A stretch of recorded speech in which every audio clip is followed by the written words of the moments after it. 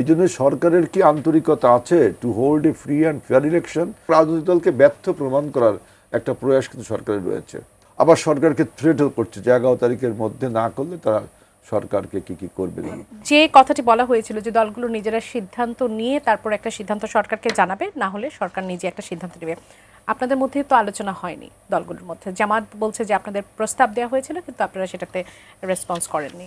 আপনারা আসলে কি সিদ্ধান্তে উপনীত হলেন? আমরা তো যখন 17ই অক্টোবর জুলাই সনদে সিগনেচার করলাম, এক্সেপ্ট এনসিপি, তারা যে সিগনেচার করেনি দ্যাট ডাজ নট মিন যে তারা করবে না। তারা বলছে এটা বাস্তবায়নে আইনি ভিত্তিতে হলে আমরাও করব। কিন্তু অন্যান্য সব দল অনেক মতভেদ থাকলেও সিগনেচার করলো। কিন্তু এরপরে যেটা দেয়া হলো আমরা সবাই জানি, সব কিছু উল্টিয়ে দেওয়া হলো। এখন সরকার বলছে যে আপনারা নিজেরা ঐক্য হন। এটা যদি বলেননি তাহলে আপনি ঐক্যমত কমিশন তৈরি করে মাসের পর মাস কেন আলোচনা করলেন?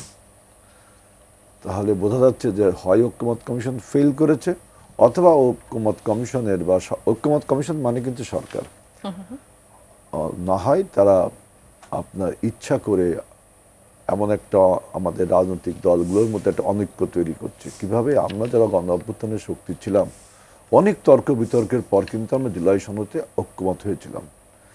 কিন্তু সরকার যখন এটা উল্টা পথে নিয়ে যায় বলছে যে আপনারা এখন ঐক্যমত হন, তার মানে এই কথা দ্বারা বোঝা যাচ্ছে যে সরকার নিজেই আমাদের অভ্যুত্থানের শক্তির মধ্যে একটা অনৈক্যের বীজ বপন করছে।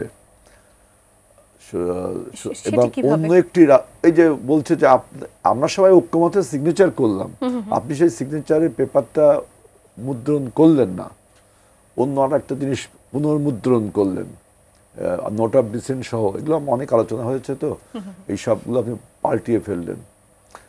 এখন বলছেন যে আপনারা নিজেরা আলোচনা করে ঠিক করেন। এটা কি সম্ভব? আপনি বলেন, এতগুলো রাজনৈতিক দল ডাকবে কে?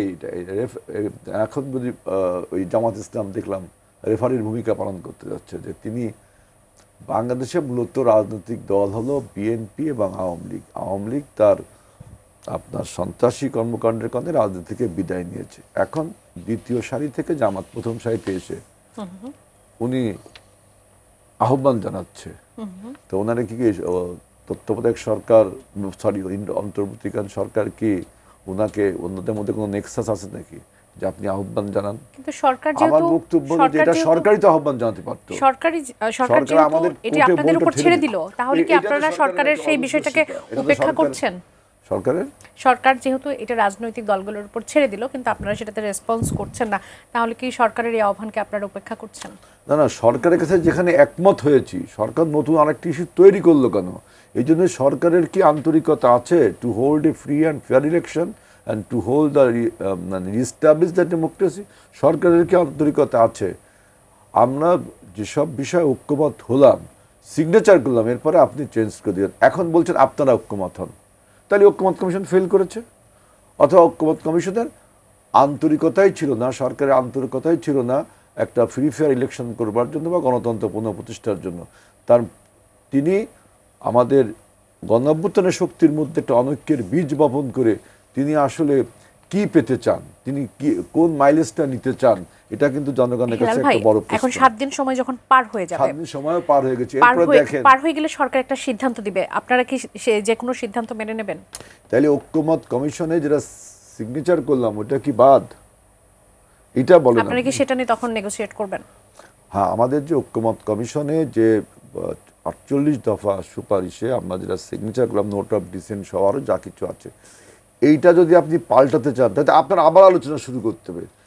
তো এইটা যখন আলোচনা যদি করেন, নির্বাচনও আছে আর বেশি দিন না সরকারের অঙ্গীকার মতে। তার মানে আমি তো দেখলাম যে সরকার নতুন একটা ন্যারেটিভ তুললো যে আবার আলোচনা করতে হবে, যেহেতু রাজনৈতিক দল এবং রাজনৈতিক দলকে ব্যর্থ প্রমাণ করার একটা প্রয়াস কিন্তু সরকারের রয়েছে।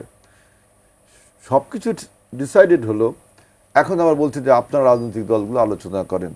এইটা আমার কাছে একটা হাস্যকর জিনিস মনে হয়। এখন জামাত তো বলছে যে আমরা বসতে চাচ্ছি, কিন্তু বিএনপি তাহলে কি দায়টা আপনাদের উপর এসে বর্তাবে না যে আপনারা এটা হতে দিচ্ছেন না? বা জামাত কি কল করার রাইট রাখে? হ্যাঁ, বলতে পারে যে আপনারা আমার সাথে বসেন।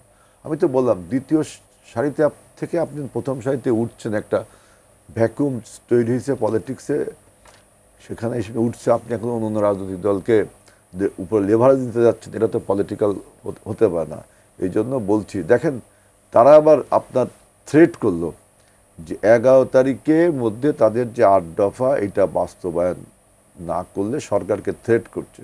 আবার তারা আহ্বানও জানাচ্ছে আমাদের, মানে জামাত সব কিছু গুবলেট করে ফেলালো। আমি দেখলাম যে মানে পুরো রাজনৈতিক যে একটা এগ্রিমেন্ট আমাদের হয়েছিল সে এগ্রিমেন্ট থেকে দূরে সরে যায়। সরকারের কথা মতো কি তারা আমাদের ডাকছে, আবার সরকারকে থ্রেটও করছে যে 11 তারিখের মধ্যে না করলে তারা সরকারকে কি করবে। আবার একই সাথে আমি দেখলাম শেখ হাসিনাও তার ওই পলাতক বাহিনী তারাও কিন্তু 13 তারিখের একটা থ্রেট করছে। সুতরাং সব মিলে আমার কাছে যেটা মনে হচ্ছে আমাদের গণ অভ্যুত্থান কি বেহাত হয়ে গেল।